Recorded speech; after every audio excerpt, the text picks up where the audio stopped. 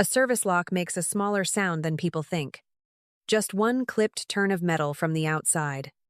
And that sound stripped my fiancé, my cousin, and my mother out of my life. By October, it had cost Logan Pike his freedom, Bria Sutton, her future, and Celeste Dalton, the polished family empire she had spent 30 years arranging around herself. It cost me something. Too. The last obedient part of me. The woman who still believed love and loyalty were the same thing when they came dressed in family language. I am Greer Dalton. I am 34. And at 4:11 on a Saturday afternoon in Chicago, Logan locked me inside a service suite and went upstairs to marry Bria. He did it in a lakefront hotel ballroom filled with donors, colleagues, cousins, and old family friends. All of them already softened for the story that I was fragile lately. By the time the champagne was opened on the rooftop, the plan was simple, humiliating, and nearly perfect. I would disappear behind one locked door, and they would call it concern. The room was small, windowless, overcooled, with a rolling garment rack, a half-drained bottle of sparkling water, and Bria's wine-colored clutch left on a chair like proof she had changed there. My hand was still on the knob when Logan's voice came through the door, calm enough to sound rehearsed, telling me, "Stay in there and pull yourself together," before his footsteps moved away. I looked at the clutch, at the submaster key on the counter that did not belong in that room, at the seating card with my name removed, and I understood this was not betrayal in motion. It was planning already completed. I tried the handle once, then harder, then a third time with the flat. Disbelieving force people use when their hands still think a locked door must be a misunderstanding. On the other side, nothing came back except the hush of hotel carpeting and distant music rising through the walls toward the rooftop, where my place was already being reassigned. I did not pound, because Celeste had spent 6 months laying down a softer trap than the lock itself, telling people I was tense, exhausted, fragile, maybe not quite steady enough for the day. If I started screaming through that door, I would not sound like a bride being cornered. I would sound exactly like the woman they had already prepared everyone to expect. So I opened my phone, saw 9% battery and a weak signal, switched to video, and set it against the counter facing the door and the misplaced key. I kept my voice level and recorded the date, the room, Logan's name, the exact minute he locked me in, and the fact that I was calm, upright, and fully aware of what he had done. Then I turned from panic to inventory, because Bria's clutch was still on the chair. The submaster key was still lying where it should never have been, and neither item could explain itself away. Beside them sat a seating card with my name removed from the head table and a velvet ring sleeve stamped from a jeweler on Oak Street. Not our jeweler. Not our order. I looked at those 4 things together and saw the shape of it at last. Not an affair exposed by timing, but a replacement arranged by access, paper, and rehearsal. The prenup Celeste had floated across my kitchen table in March came back first. Then Logan's push to route honeymoon logistics through a shared account. Then the medication my mother kept calling prudent. After that came Mila at my apartment 2 weeks earlier with her laptop open and her jaw set, showing me vendor emails I refused to read because I still thought love deserved the benefit of doubt.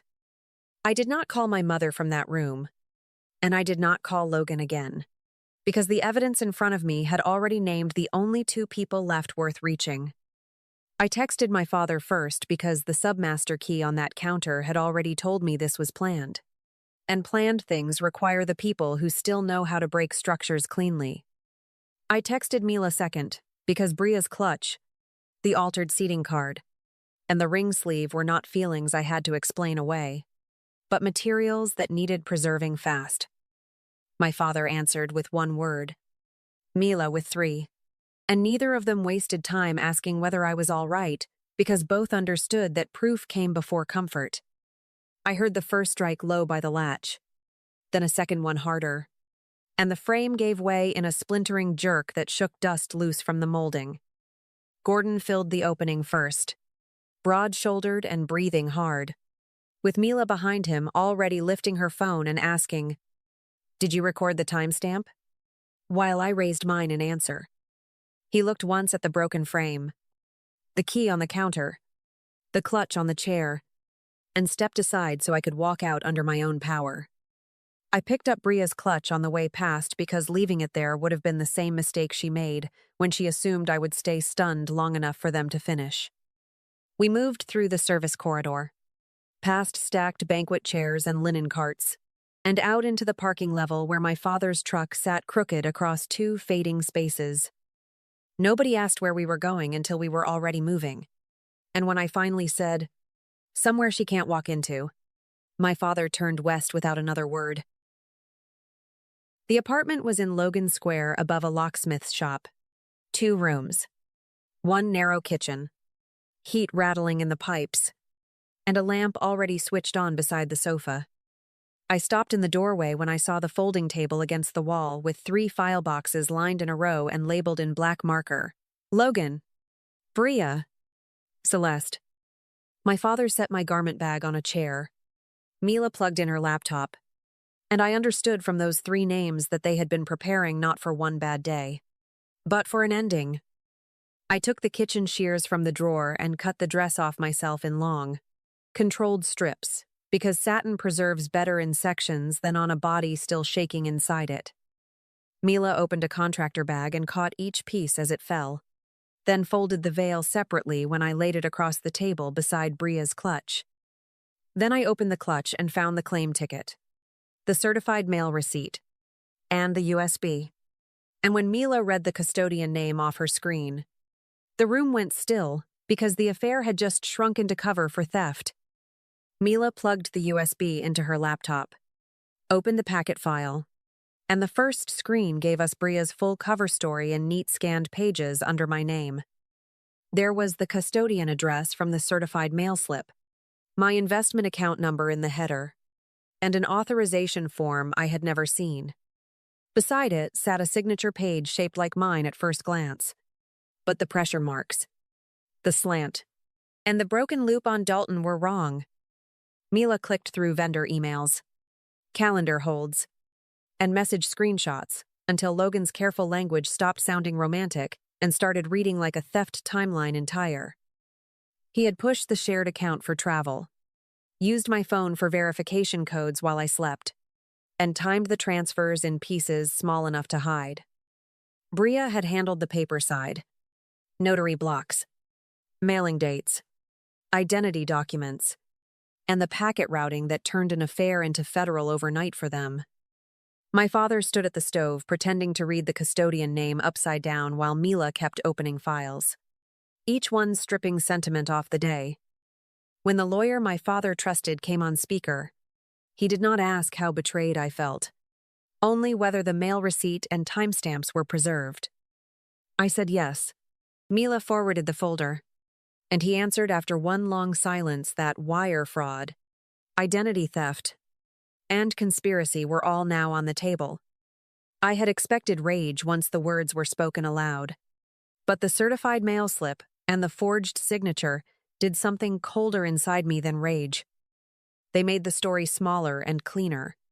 Not a ruined wedding, not even a stolen man, but a sequence of documents built to move my money.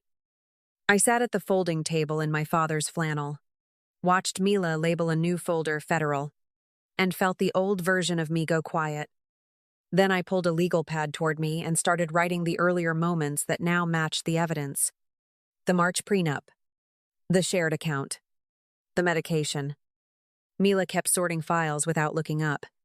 My father kept the kettle low on the stove, and nobody interrupted because the list belonged to me. By the time I wrote Logan's name at the top and Bria's beneath it, betrayal had already narrowed into charges, and I finally knew where this was going. Celeste arrived before the tea finished steeping, wearing the same cream silk blouse she had chosen for photographs and the same composed face she used for funerals. She stepped into the apartment, took in the folding table, the labeled file boxes, and me in Gordon's flannel, then breathed. Greer, sweetheart, do not turn one bad afternoon into something permanent. I stayed seated, because the forged authorization packet still lay open beside Mila's laptop, and nothing in my mother's voice matched what her money had already signed. Mila rotated the screen toward her without a word, and there was the venue email asking about private room access, revised seating, and last-minute name changes. Then she set the jeweler receipt beside the keyboard, the one from Oak Street showing a second ring order paid before the wedding day. And Celeste looked at it without blinking.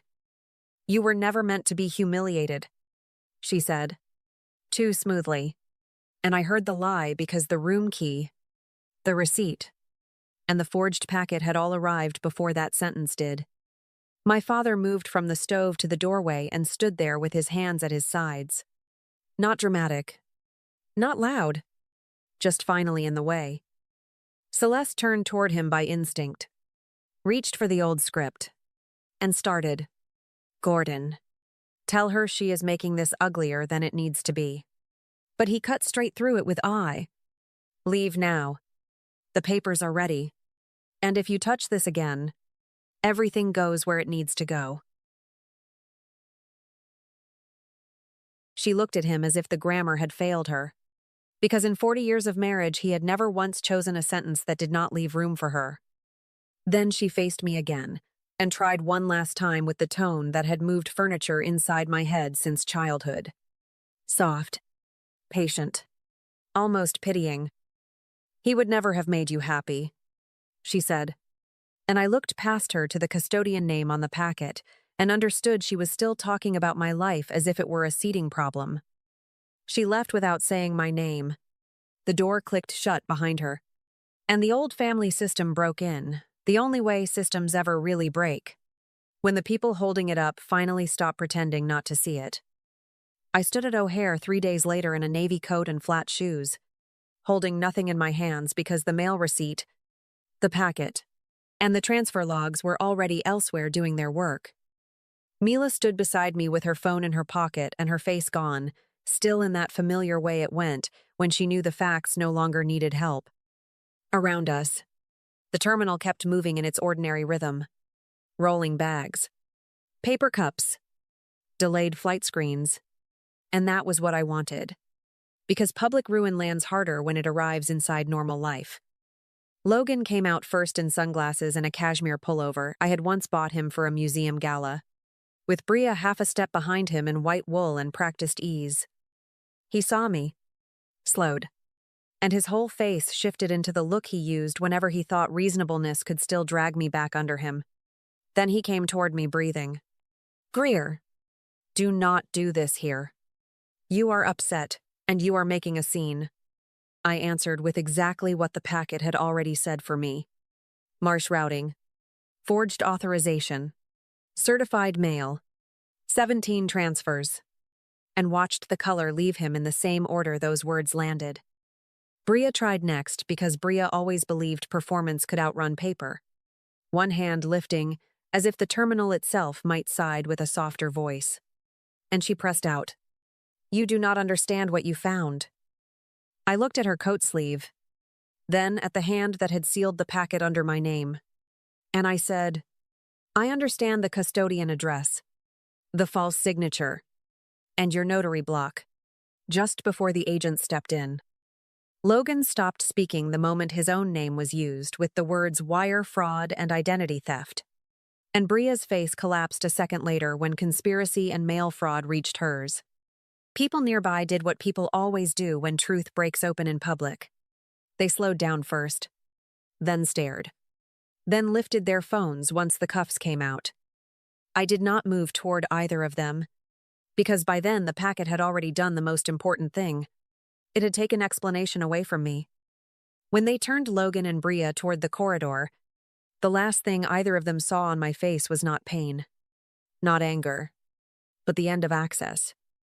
4 months later, I walked into the Dirksen courthouse in a navy suit that fit cleanly across my shoulders, with Mila on my left and Gordon half a step behind me. Logan was brought in first, thinner than he had been at O'Hare, his courtroom shirt hanging wrong at the collar, his eyes fixed above the bench like eye contact itself had become expensive.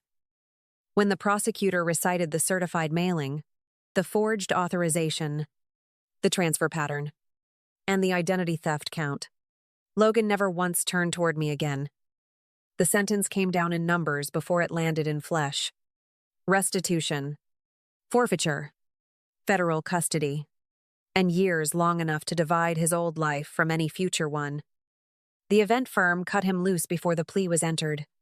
2 museum clients publicly severed ties, and the board that certified his operations license revoked it without hesitation.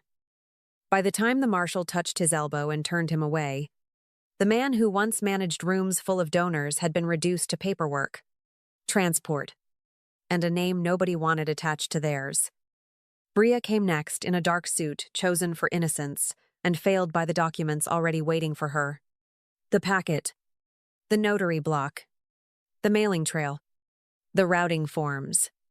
Her lawyer tried to soften her into someone led astray, but the forged pages carried her handwriting habits and filing choices too clearly for that voice to survive contact.